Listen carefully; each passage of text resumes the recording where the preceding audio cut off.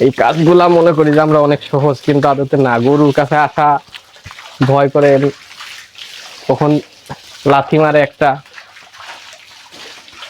বিসমিল্লাহির রহমানির রহিম। আজ দুপুরে আমি গরুর গোসল করানোর জন্য আসলাম। গরুগুলোকে গোসল করাবো।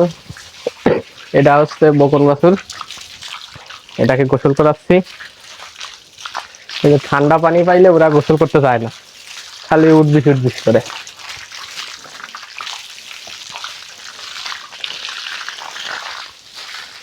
এই তারা সারেক সারেক সারেক।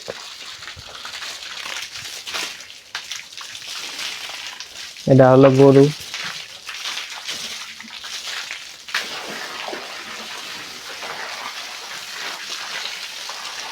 ঠান্ডা পানিতে গোসল করালে গরু অনেক সময় ঠান্ডা লেগে যায়।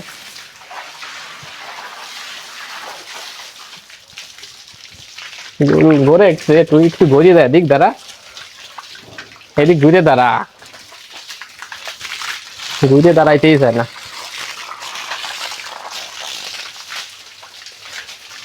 প্রতিদিন আমি এভাবে গরুকে গোসল করাই দিই, যাতে গরুগুলা শরীর ঠান্ডা থাকে।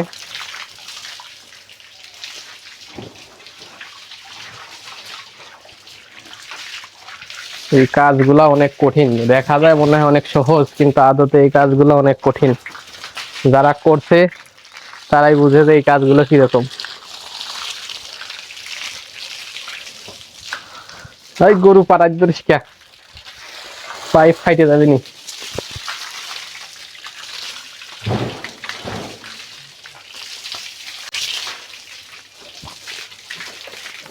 এই কাজগুলা মনে করি যে আমরা অনেক সহজ, কিন্তু আদতে না। গরুর কাছে আসা ভয় করে, কখন লাথি মারে একটা, ঠিক নাই।